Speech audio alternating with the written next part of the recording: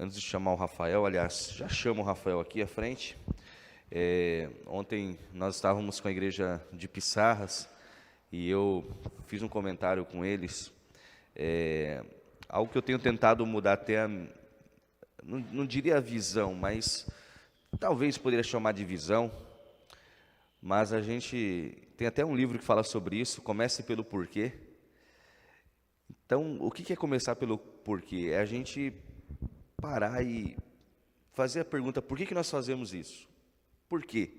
Por que eu sou adventista? Por que eu venho à igreja? Por que eu estou aqui 6 horas da manhã? E falando sobre o porquê, os 10 dias de oração, ele é um programa da igreja que já acontece há vários anos. Ele é um start, por isso que ele acontece no início do ano, porque ele é uma consagração, é um pedido para que Deus esteja durante todo o ano conosco e com as atividades da igreja. Então, isso faz mais sentido para nós, quando nós entendemos o porquê dos 10 dias de oração. É para Deus estar com Caleb, o projeto Caleb, é para Deus estar daqui a pouco, daqui 52 dias, não, acho que 46 dias já é a semana de oração.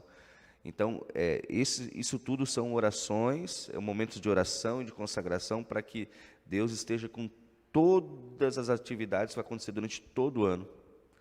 Então, não dá um sentido melhor estarmos aqui buscando a Deus, né, nesses 10 dias de oração. Comece pelo porquê. Comece pelo porquê. Então, tendo esse porquê, essa resposta em mente, nós vamos ter a palavra de Deus através do nosso irmão Rafael.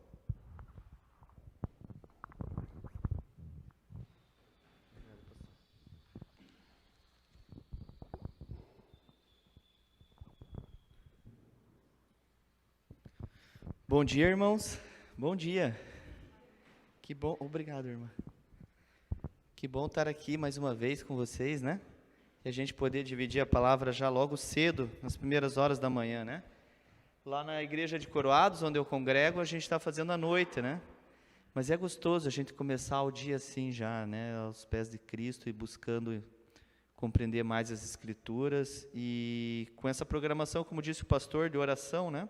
Não é uma programação normal, né, irmãos? Ela não é uma programação normal. É uma programação diferente mesmo.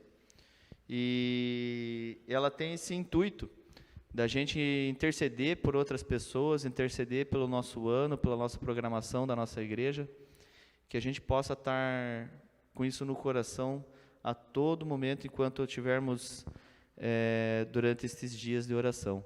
Nós passamos do meio já, né, da programação, hoje já é o tema 6, está terminando, está acabando, infelizmente, né? Quem quer fazer aí um ano de oração aí, de vez dos 10 dias, 365? Pois é, irmão, quem não quer fazer os 365 dias de oração tem que parar para pensar, viu? Porque você está errado, irmão. Sem oração, nós não vamos receber o que nós precisamos para terminar a nossa missão. A Igreja Adventista, ela, de certa forma, ela é a Igreja de Deus, né? E de certa forma, ela não é a Igreja de Deus. Eu vou explicar por quê. Porque a Igreja de Deus não é só a Igreja Adventista, né? A Igreja Adventista é apenas um povo separado com um propósito específico para os últimos dias, né? Nós fomos separados para um propósito específico, que é proclamar, anunciar ao mundo as últimas verdades, né? Que deveriam ser não descobertas, né? Porque sempre estiveram na Bíblia, mas anunciadas. Mas a Igreja de Deus é uma igreja universal e muito maior do que a Igreja Adventista, né? Ela é a igreja que os membros são pessoas sinceras, né? Sejam elas aonde estiverem, né? E a irmã White em algum lugar, né? Costumo dizer em algum lugar, porque não sei onde é que está, né? Escrito.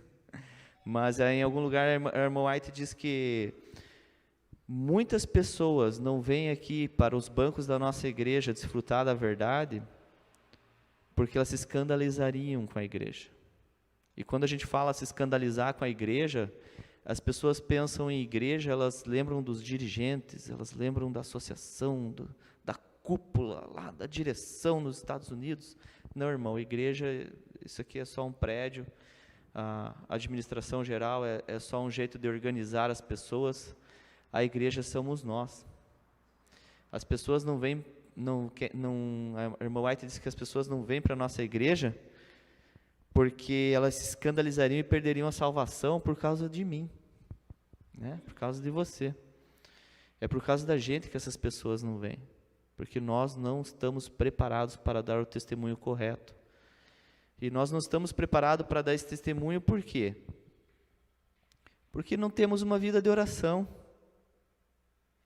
Porque não estamos nesse mundo refletindo a imagem de Cristo, né? É por isso que essa igreja não lota, né? Não enche. Mas vai chegar o dia que isso vai acontecer, sabe? Esse dia vai chegar, irmãos, nem que para isso tenha que morrer essa geração nesse deserto aqui. O irmão White dizia que Jesus era para ter vindo na época dela, né? E não veio porque não foi feita a missão. E eu fico pensando assim, irmãos, na época dela a igreja era muito diferente da igreja de hoje, né? A igreja era muito diferente. Na época da irmã White, as pessoas se reuniam, passavam a noite discutindo as coisas da palavra, sede de conhecimento, né? Viviam num mundo escuro ainda, as cinzas, né? Eu estive visitando o irmão Pedro, lá da igreja de Coroados, esse final de semana. Ele tem 71 anos, e ele disse assim, eu lembro que na minha infância nós não podíamos abrir a Bíblia e ler, não era assim, e as missas eram todas em latim, ninguém entendia nada, saía. Então tinha a igreja adventista estudando a verdade, né? Era chamado de povo da Bíblia, né? Olha que bênção, né, irmão? Povo da Bíblia. Hoje nós não conseguimos nem defender a nossa própria fé abrindo a Bíblia, né? É preciso, irmãos, que a gente retorne para casa, ainda aqui neste mundo, né? Nós não somos deste mundo, mas nós precisamos voltar para casa.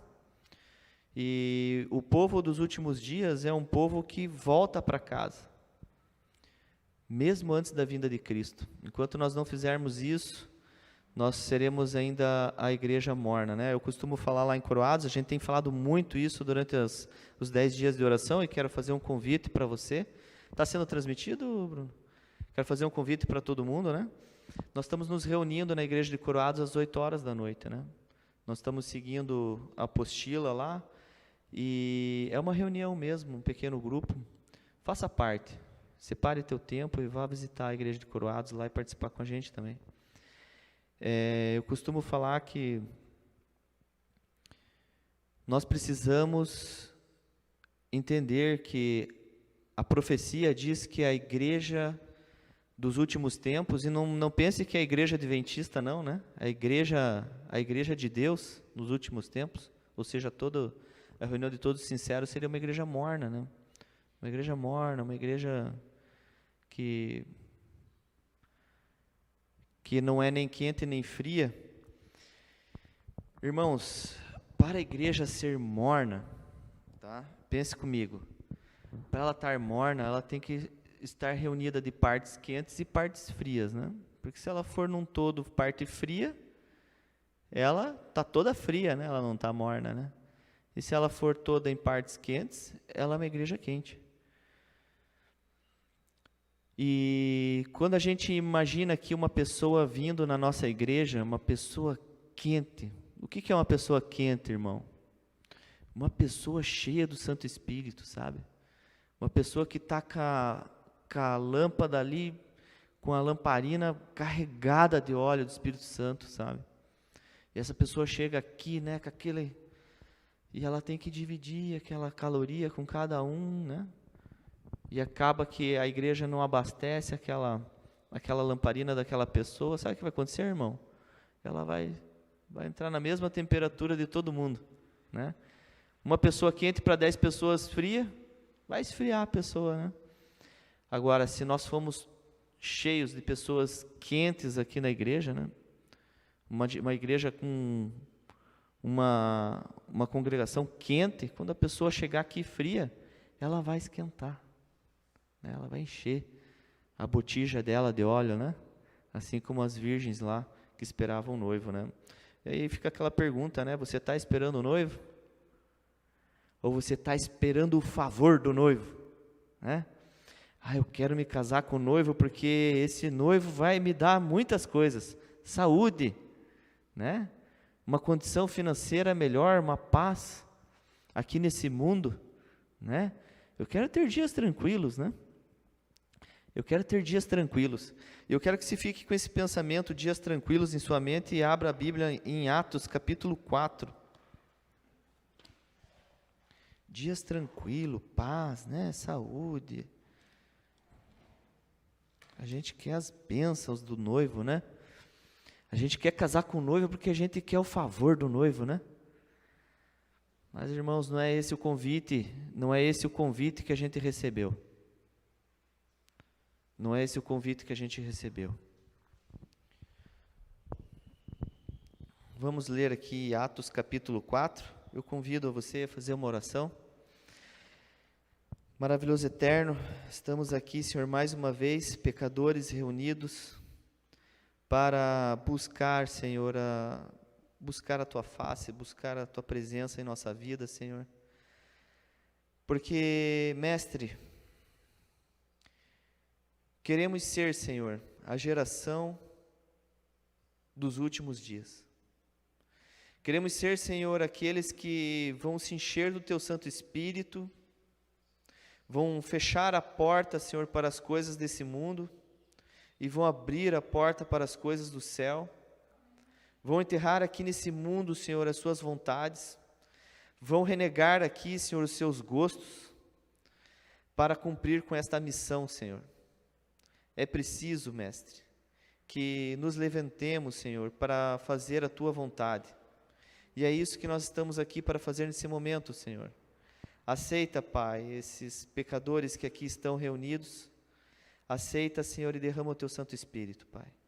Que ao lermos aqui, Senhor, os textos da Tua Sagrada Escritura, que estas palavras, esses ensinos, Senhor, saltem ao nosso coração, Senhor, e transforme, Senhor, as nossas vontades e a nossa mente, Senhor. Que possamos ser renovados nesse momento, Senhor, para cumprir com a Tua missão, Mestre. Maravilhoso Deus, concede-nos o Teu Santo Espírito em poder e graça e misericórdia, Senhor. Nós pedimos, não nos nossos méritos, mas nos méritos de Cristo Jesus. Amém. E aqui em Atos capítulo 4 diz assim, a igreja em oração. Muito interessante esse texto, né? Afinal de contas, o que você veio fazer aqui essa manhã? Não é se reunir em oração? Uma vez soltos, procuraram os irmãos, e lhes contaram quantas coisas lhe haviam dito os principais sacerdotes e os anciãos. Ouvindo isto, unânimes levantaram a voz a Deus e disseram, Tu, soberano Senhor, que fizeste o céu, a terra, o mar e tudo o que neles há, que disseste por intermédio do Espírito Santo por boca de Davi, nosso pai, teu servo, por que se enfureceram os gentios e os povos, imaginaram coisas vãs? Levantaram-se os reis da terra, e as autoridades ajuntaram-se a uma contra o Senhor e contra o seu ungido. Porque verdadeiramente se ajuntaram nesta cidade contra o teu santo servo Jesus, ao qual ungiste. Herodes e Pôncio Pilatos, com gentios e gente de Israel, para fazerem tudo o que a tua mão e o teu propósito predeterminaram. Agora, Senhor, olha para as suas ameaças e concede aos teus servos que anunciem com toda a intrepidez a tua palavra, enquanto estendes a mão para fazer curas, sinais e prodígios, por intermédio do nome do teu santo servo Jesus. Tendo eles orado, tremeu o lugar onde estavam reunidos. Tremeu o lugar. Todos ficaram cheios do Espírito Santo e com intrepidez, com coragem, anunciavam a palavra de Deus. Irmãos, nós estamos buscando um noivo, né? Para ter um relacionamento com Ele, para quê? Para quê? Para alcançar as tuas vontades? Irmãos, se você quer alcançar as tuas vontades, não é aqui que você vai alcançar. Sabe por quê, irmão? Porque a tua vontade são as coisas do mundo, pode ter certeza. Ah, não, mas eu tenho vontade de fazer as coisas de Deus, essa não é a tua vontade, tá? Essa é a vontade de Cristo operando em você, tá? Então, quando você vem para a igreja, quando você vai numa missão, quando você aceita um cargo, quando você busca um cargo na igreja, né? Porque muitas vezes nós temos que buscar o cargo não vem sozinho, voando, sabe? Você tem que ir lá e conversar com o ancião, conversar com o pastor, falar, eu quero um cargo, o que eu posso fazer? O que dá para fazer aqui na igreja? Eu quero trabalhar, né? É preciso, irmãos, isso. E aqui, quando a gente vê, as pessoas estão reunidas não para buscar o favor de Cristo, né? Buscar as bênçãos de Cristo, para que tenha uma vida de paz. Olha o que diz aqui no verso 29. Agora, Senhor, olha para as suas ameaças, olha para as ameaças que o Senhor, que a sua mensagem, que o teu evangelho, que a missão está enfrentando, né? Os irmãos estavam vindo da prisão, tinham acabado de ser libertos, né? Tinham sido perseguidos, o ungido tinha sido morto, né? As ameaças, olha para as suas ameaças, né? E concede aos teus servos paz, concede aos teus servos que eles possam viver aqui nesse mundo uma vida tranquila, que não falte nada, que os negócios vão sempre bem, que tudo sempre seja uma alegria. É isso que está escrito na tua Bíblia?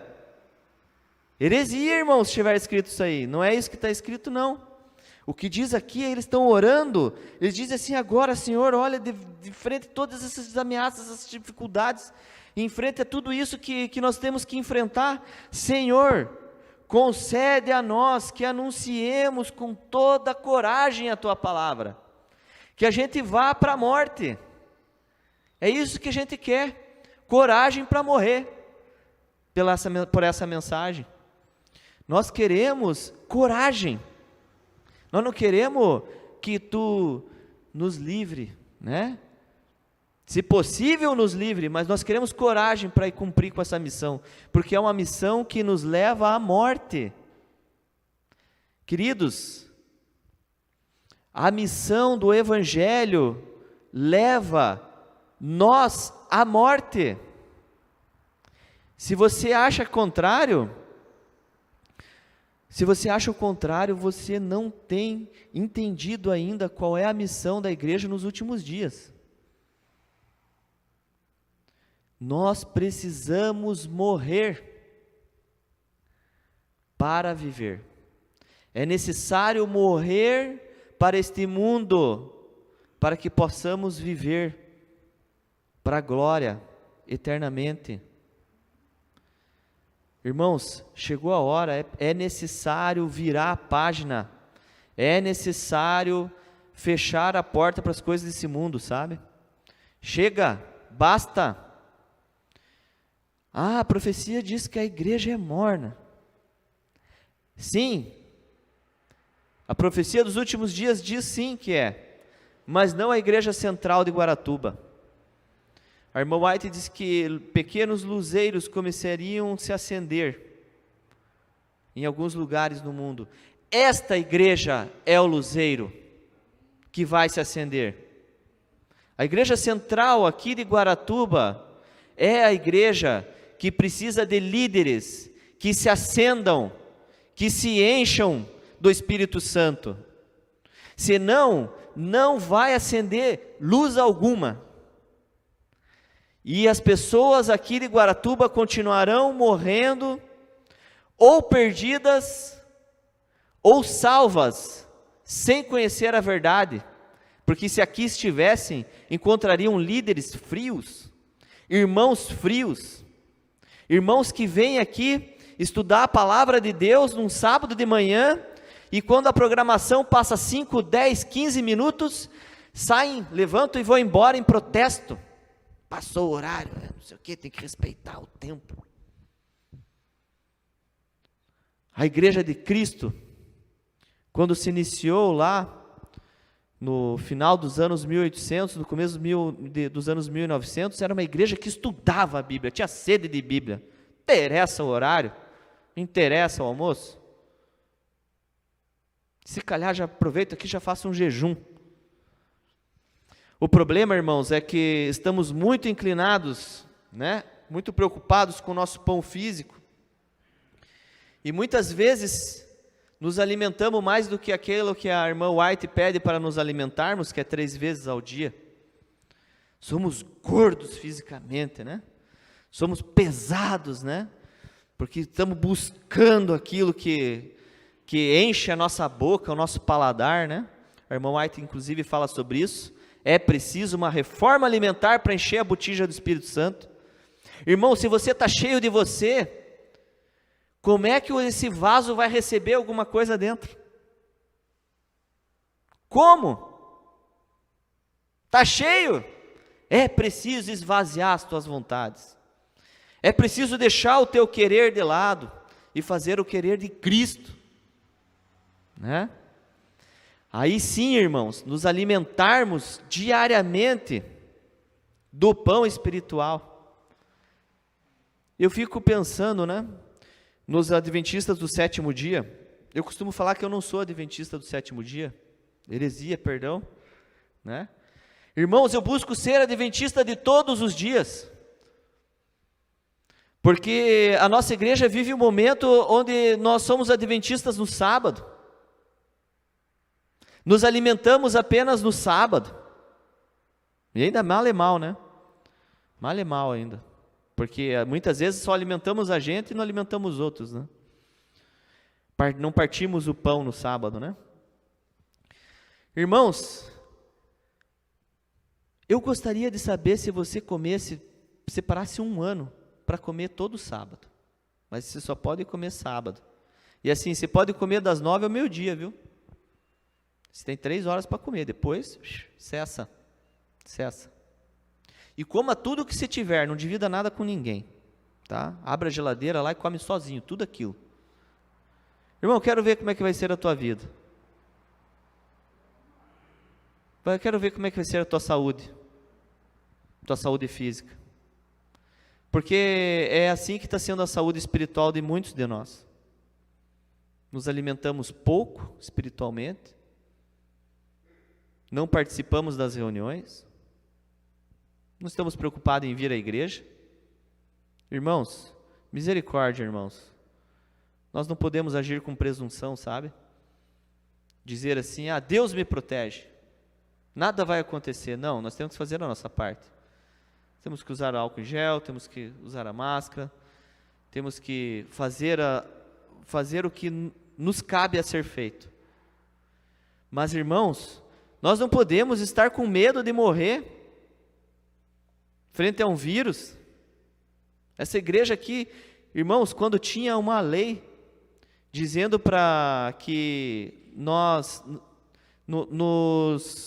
uma lei que dizia um limite para estarmos aqui nos bancos da igreja, aí sim.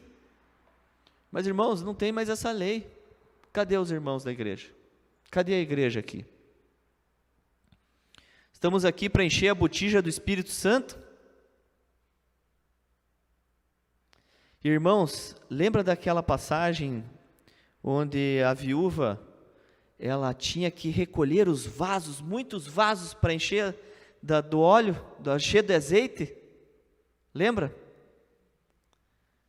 Quanto de azeite o doador do azeite tinha à disposição daquela viúva? Quanto?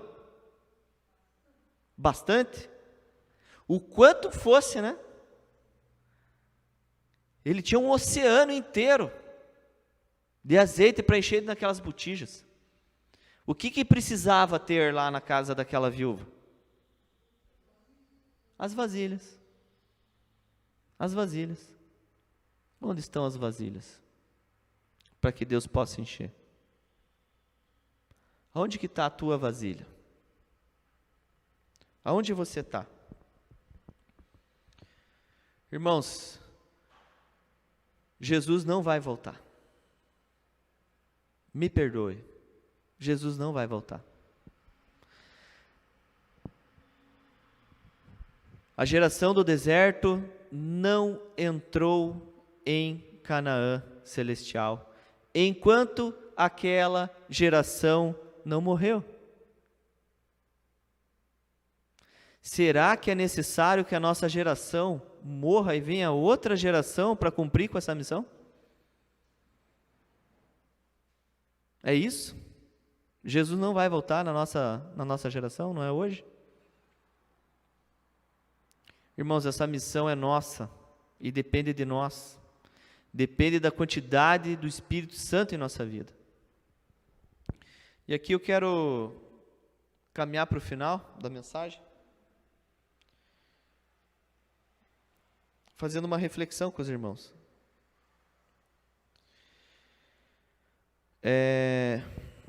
A igreja dos últimos dias, ela é uma igreja igual à igreja apostólica.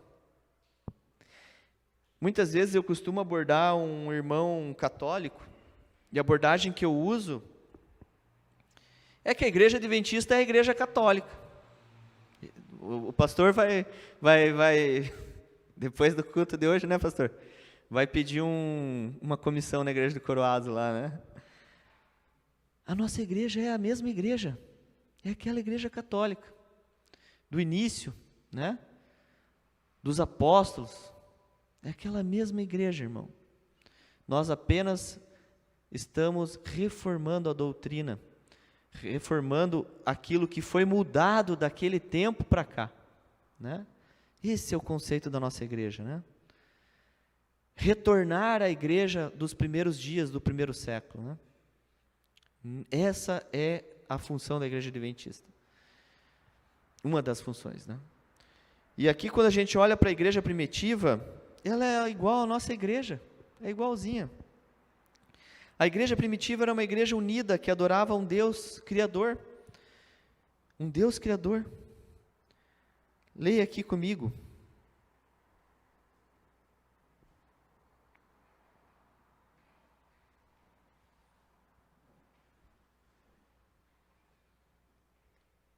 Leia aqui comigo. Uma vez todos procuraram os irmãos e lhes contaram quantas coisas lhe haviam dito os principais sacerdotes e os anciões. Ouvindo isto, unânimes levantaram a voz a Deus e disseram: Tu, soberano Senhor, que fizeste o céu, a terra, o mar e tudo que neles há. Irmão, aonde é que está escrito isso aqui?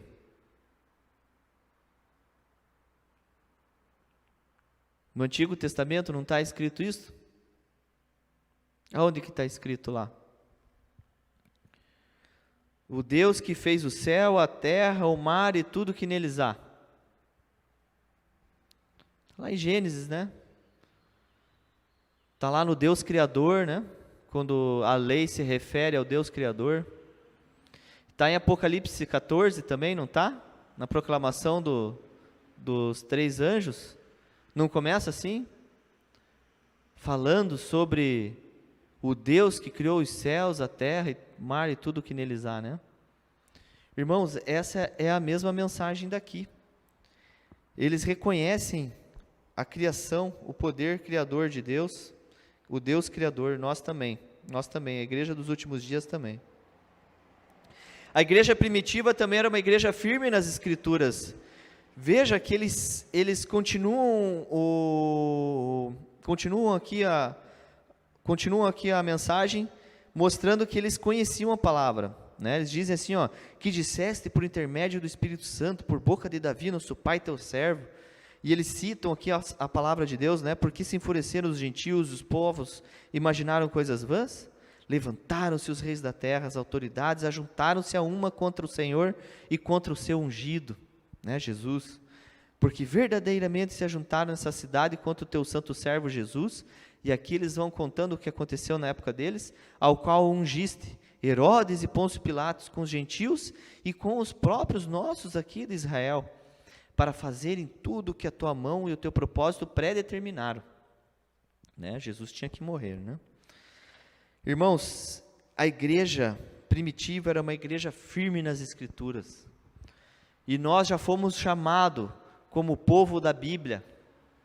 É preciso retornar a isso, irmãos. Sabe? A maioria de nós, e eu me coloco nesse balaio aí, não sabe onde é que está a maioria das passagens que nós precisamos para defender a nossa fé. É necessário conhecer a Bíblia. A igreja primitiva era uma igreja que conhecia a Bíblia. E a igreja primitiva, ela tinha mais uma coisa, irmãos, que é um detalhe que é muito importante e que a igreja dos últimos dias também tem. E é nisso aqui, irmãos, que nós queremos encerrar a mensagem de hoje. A igreja primitiva, ela tinha o Espírito Santo. Ela tinha o Espírito Santo. Sabe? E aqui que eu quero que os irmãos reflitam comigo aqui, no verso 29 em diante. Agora, Senhor, olha para as suas ameaças e concede a nós, os teus servos, os que estão aqui reunidos, nós que estamos te buscando, Senhor, nessa manhã. Concede a nós, Senhor, que a gente anuncie com coragem a tua palavra. Coragem. Chega. Basta estarmos vivendo um evangelho de fachada. Enquanto estendes a mão para fazer curas, sinais e prodígios por intermédio do nome do teu santo servo Jesus. Tendo eles orado, tremeu o lugar.